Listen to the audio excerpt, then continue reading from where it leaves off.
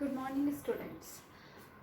आज का हमारा टॉपिक है introduction to organic reaction mechanism. Chapter हमारा चल रहा है some basic principle of organic chemistry and techniques. इसमें हमने इससे पहले पढ़ा IUPAC, classification of hydrocarbons and isomers. Next topic आता है कि introduction to organic reaction mechanism. उससे पहले कि व्हाट इज ऑर्गेनिक रिएक्शन, कि ऑर्गेनिक रिएक्शंस होती क्या हैं। तो ऑर्गेनिक केमिस्ट्री में हम जितनी भी रिएक्शंस को स्टडी करते हैं वो सब हमारी ऑर्गेनिक रिएक्शंस कहलाती हैं। क्लियर? ऑर्गेनिक केमिस्ट्री में जितनी भी रिएक्शंस को हम पढ़ते हैं वो सारी हमारी ऑर्गेनिक रिएक्शंस कहलाती हैं। अब हम जनरली क्या देखते हैं कि ऑर्गेनिक रिएक्शन को हम कम्प्लीटली एक स्टेप में लिख देते हैं। फॉर एग्जाम्पल हमने लिखा कि CH4 अगर क्लोरीन से रिएक्ट कर रहा है तो हम लिखते हैं कि CH3 सनलाइट की प्रेजेंस में कर रहा है, ठीक है। देन CH3Cl और HCl फॉर्म हो रहा है, ठीक। हमने एक स्टेप में कंप्लीट रिएक्शन लिख दी, बट ये रिएक्शन एक स्टेप में नहीं हुई। ये रिएक्शन बहुत सारे छोटे छोटे स्टेप्स में होती है। अब उन स्टेप में बॉन्ड टूटे भी होंगे, नए बॉन्ड भी बने होंगे, इलेक्ट्रॉन भी ट्रांसफर हुआ होगा, कोई इंटरमीडिएट स्पीसीज भी बनी होंगी और उन इंटरमीडिएट स्पीसीज से फाइनली प्रोडक्ट बना होगा, ठीक है। तो बहुत सारे छोटे छोटे स्टेप्स में ये हमारी ऑर्गेनिक रिएक्शंस होती हैं। इन सब स्टेप्स को जब हम सीक्वेंस में पढ़ते हैं या मिलाकर पढ़ते हैं तब हम उसे कहते हैं मैकेनिज्म, यानी कि अभिक्रियाओं की क्रिया विधि। यानी कि हम कह सकते हैं कि किसी भी अभिक्रिया की क्रिया विधि में हम बंधों का टूटना, नए बंधों का बनना, इलेक्ट्रॉन का ट्रांसफर, मध्यवर्ती स्पीसीज का बनना यानी कि इंटरमीडिएट स्पीसीज, मध्यवर्ती स्पीसीज का बनना, उस इंटरमीडिएट स्पीसीज से फाइनल प्रोडक्ट का बनना, इन सारी क्रियाओं का अध्ययन करते हैं। जैसे अब जब कोई भी रिएक्शन हमारी ऑर्गेनिक रिएक्शंस होती है उसमें दो चीजें होती हैं। एक होता है हमारा ऑर्गेनिक मॉलिक्यूल जिसे हम कहते हैं सबस्ट्रेट, एंड दूसरा होता है हमारा अटैकिंग रिएजेंट। जैसे ऑर्गेनिक मॉलिक्यूल, ठीक है। ऑर्गेनिक मॉलिक्यूल पर कोई भी अटैकिंग रिएजेंट अटैक करता है, देन हमारा इंटरमीडिएट कंपाउंड फॉर्म होता है। अब ये इंटरमीडिएट कंपाउंड जो हमारा बन रहा है, ये इंटरमीडिएट कंपाउंड लेस स्टेबल होता है, यानी कि स्टेबल नहीं होता है क्योंकि इसकी एनर्जी बहुत ज़्यादा होती है। फाइनली ये इंटरमीडिएट कंपाउंड किसी प्रोडक्ट में कन्वर्ट हो जाता है, ठीक है। एक चीज़ बच्चों ध्यान रखिएगा हमेशा कि कोई भी चीज़ जितनी ज़्यादा एनर्जी होगी उसकी वो उतनी ही हाईली रिएक्टिव होगी, जिसकी एनर्जी लो होगी वो ज़्यादा स्टेबल होगी, ठीक है। तो अब हम बात कर रहे थे कि what is organic molecule and what is attacking reagent. Organic molecule को हम सबस्ट्रेट भी कहते हैं। सबस्ट्रेट यानी कि आश्रित पदार्थ जिस पर अटैकिंग रिएजेंट अटैक करेगा। अब हम रिएक्शन में कैसे पहचानें कि ऑर्गेनिक मॉलिक्यूल क्या होगा और अटैकिंग रिएजेंट क्या होगा। तो ऑर्गेनिक मॉलिक्यूल, सबसे पहले तो ऑर्गेनिक मॉलिक्यूल ऑलवेज एक ऑर्गेनिक कंपाउंड होगा। अटैकिंग रिएजेंट जरूरी नहीं कि वो ऑर्गेनिक कंपाउंड हो, वो ऑर्गेनिक हो भी सकता है और वो इनऑर्गेनिक भी हो सकता है, बट ऑर्गेनिक मॉलिक्यूल एक ऑर्गेनिक कंपाउंड होगा।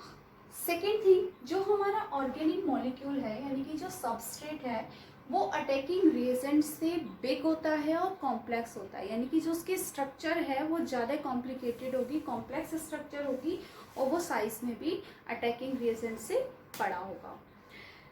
तीसरा डिफरेंस आता है कि जो भी हमारा ऑर्गेनिक मॉलिक्यूल है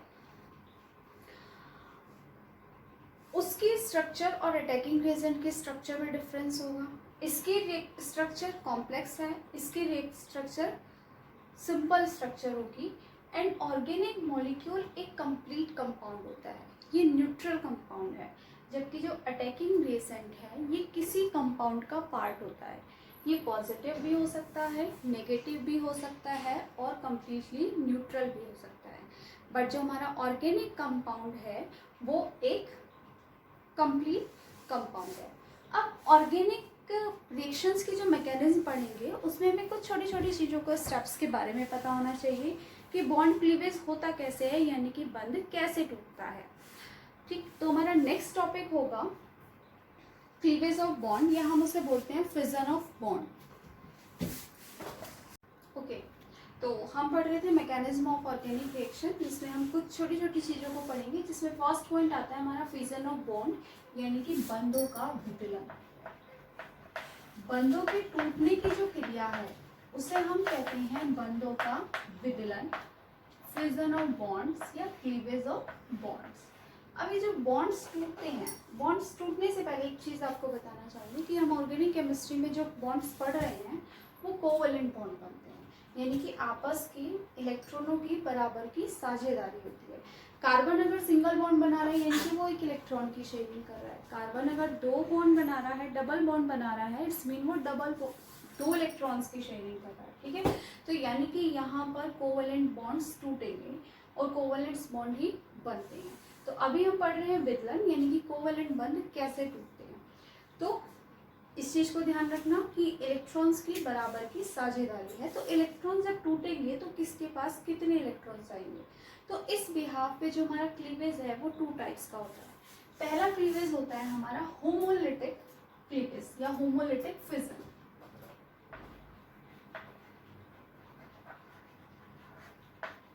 homolytic fission. And second type होता है हमारा हेट्रोलिटिक फिजन। Heterolytic fission. होमो मीन्स होता है से समान, यानी कि सम विदलन। हेट्रो मतलब होता है विषम, यानी कि विषम विदलन। तो दो तरह का क्लीवेज हुआ, सम विदलन और विषम विदलन। अब देखो डेफिनेशन से पहले एक एग्जांपल से हम समझते हैं। मान लीजिए हमारे पास ऑर्गेनिक कंपाउंड है ए बी, ठीक है, ए और बी के बीच में एक कोवैलेंट बॉन्ड बन रहा है, ये हमारा ऑर्गेनिक कंपाउंड है। तो हम बात कर रहे हैं कि ये बॉन्ड क्लीव्ड होना है, यानी कि ये बॉन्ड टूटना है। तो जब कोई भी कोवैलेंट बॉन्ड इस तरीके से टूटता है कि साझे का जो इलेक्ट्रॉन है वो दोनों एटम्स के पास इक्वल इक्वल चला जाता है, यानी कि एक बॉन्ड बन रहा है भाई, तो एक बॉन्ड दो इलेक्ट्रॉन के बीच होगा ना, कि एक इलेक्ट्रॉन बी का है हमारे पास, एक इलेक्ट्रॉन ए का है। इन दोनों ने इलेक्ट्रॉन की शेयरिंग इस तरीके से की और हमारे पास क्या बन गया, ए के बी सिंगल बॉन्ड, ए और बी के बीच में सिंगल बॉन्ड फॉर्म हो गया। अभी जब ये बंध टूटता है, अगर ये बंध बी अपना इलेक्ट्रॉन लेकर अलग हो जा रहा है, ए अपना इलेक्ट्रॉन लेकर अलग हो जा रही है, यानी कि क्या हुआ, जो साझे का इलेक्ट्रॉन युग्म था वो दोनों में बराबर बराबर बढ़ गया। तो इस तरह के विदलन को हम बोलते हैं समविदलन। और समविदलन को हम प्रेजेंट करते हैं हाफ हेडेड एरो से। इस तरीके से आधा तीर का निशान दिखाते हैं कि इस बंध में जो दो इलेक्ट्रॉन है उसमें से एक इलेक्ट्रॉन इसके पास गया और एक इलेक्ट्रॉन इसके पास गया, तो दोनों के पास एक एक इलेक्ट्रॉन गया है, उसे हम इस तरीके से डॉट से प्रेजेंट करते हैं कि एक इलेक्ट्रॉन ए के पास और एक इलेक्ट्रॉन बी के पास। क्लियर, यहाँ पर एक अयुग्मित इलेक्ट्रॉन है, ए के पास भी एक अनपेयर्ड इलेक्ट्रॉन है एंड बी के पास भी एक अनपेयर्ड इलेक्ट्रॉन है।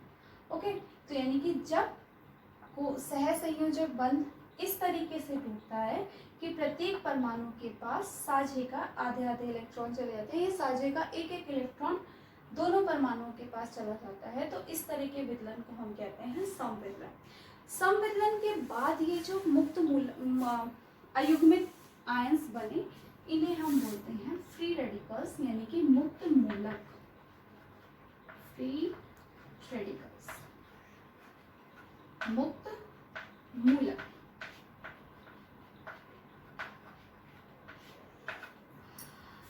तो मुक्त मूलक में एक टेंडेंसी हमारी ये होती है, या मुक्त मूलक का एक बहुत बड़ा कैरेक्टरिस्टिक्स हमारे पास ये है कि इनमें एक अयुग्मित इलेक्ट्रॉन है और इलेक्ट्रॉन्स की टेंडेंसी होती है कि वो पेयर्ड स्टेट में रहते हैं। तो इनमें क्योंकि एक अयुग्मित इलेक्ट्रॉन है, इनका एनर्जी लेवल बहुत हाई है, क्योंकि ये बहुत इजीली दूसरे इलेक्ट्रॉन को अपनी ओर अट्रैक्ट करना चाहेंगे या दूसरे इलेक्ट्रॉन से जाके इजीली रिएक्ट कर लेंगे, क्योंकि अभी मैंने रिपीट किया, इलेक्ट्रॉन्स की टेंडेंसी है कि वो पेयर्ड स्टेट में रहते हैं। तो ये हाईली रिएक्टिव होते हैं कि जितने भी हमारे फ्री रेडिकल्स हैं, क्योंकि इनका एनर्जी लेवल बहुत ज़्यादा होता है, इनमें एक अनपेयर्ड इलेक्ट्रॉन की प्रेजेंस है, इसलिए ये हाईली रिएक्टिव होते हैं। हेट्रोलाइटिक फिशन कैसे होगा? हेट्रो यानी कि विषम, यहाँ पे बराबर की साझेदारी नहीं होगी, सम थी तो बराबर की साझेदारी थी। तो यहाँ पर क्लीवेज कुछ इस तरीके से होता है कि जब ए और बी के बीच का बंध टूटता है तो या तो इलेक्ट्रॉन कंप्लीटली ए पे ट्रांसफर होगा या इलेक्ट्रॉन कंप्लीटली बी पे ट्रांसफर होगा। अब ये कैसे डिसाइड होगा कि इलेक्ट्रॉन ए पे जाएगा या बी पे जाएगा? इसके लिए जो भी एलिमेंट हमारा यानी कि जो भी एटम हमारा मोर इलेक्ट्रोनेगेटिव होगा, ज़्यादा विद्युत ऋणात्मक होगा, इलेक्ट्रॉन उसी के पास जाएगा। ओके, तो अगर हमारा ए, हम मान रहे हैं कि हमारा ए मोर इलेक्ट्रोनेगेटिव है, अगर ए मोर इलेक्ट्रोनेगेटिव है तो इलेक्ट्रॉन किसके पास जाएगा? हमारा ए के पास। और अगर पहले के लिए देखते हैं तो इलेक्ट्रॉन यानी कि पूरा का पूरे जो दो इलेक्ट्रॉन से मिलकर एक बॉन्ड बना है, ये दोनों इलेक्ट्रॉन चले जाएंगे ए के पास, और हम इसे कर्व्ड एरो से इस तरीके से प्रेजेंट करते हैं। तो क्योंकि ए के पास क्या गए हैं? इलेक्ट्रॉन, ए ने दोनों इलेक्ट्रॉन ले लिए, ठीक, तो इसके पास आ जाता है ऋणावेश और बी हो जाता है धनावेश। ठीक है, ये चीज़ सभी को क्लियर है कि जो इलेक्ट्रॉन्स देता है वो पॉजिटिव और जो इलेक्ट्रॉन्स लेता है वो नेगेटिवली चार्ज होता है। तो ए को हम बोलेंगे एनायन, नेगेटिव आयन बना एनायन, और बी पॉजिटिव है देन कैटायन। इट्स मीन यानी कि जब हेट्रोलाइटिक क्लीवेज हमारा होता है तो कैटायन और एनायन फॉर्म्ड होते हैं, धनायन और ऋणायन। अगर बी ज़्यादा इलेक्ट्रोनेगेटिव है तो इलेक्ट्रॉन किसकी तरफ शिफ्ट हो जाएगा? बी की तरफ। देन हमारा क्या हो जाएगा? ए पॉजिटिव और बी पर कैसा चार्ज आ जाएगा? नेगेटिव। तो जो भी एलिमेंट ज़्यादा इलेक्ट्रोनेगेटिव होगा, इलेक्ट्रॉन उसी की तरफ शिफ्ट होगा। क्लियर? तो दोनों में डिफरेंस भी यहाँ पे आप देख सकते हो कि जो हमारा होमोलिटिक फिजन है वहाँ पर इलेक्ट्रॉन जब बॉन्ड क्लीव्ड होता है तो जो साझे का इलेक्ट्रॉन है दोनों एटम्स के बीच में इक्वली डिवाइड हो जाता है, जबकि हमारे हेट्रोलाइटिक फिजन में किसी एक ही परमाणु के पास साझे का इलेक्ट्रॉन युग्म पूरा ट्रांसफर हो जाता है। होमोलिटिक फिजन में फ्री रेडिकल्स फॉर्म होते हैं, जबकि हेट्रोलाइटिक रेडिकल्स में हमारे कैटायन या एनायन फॉर्म होते हैं।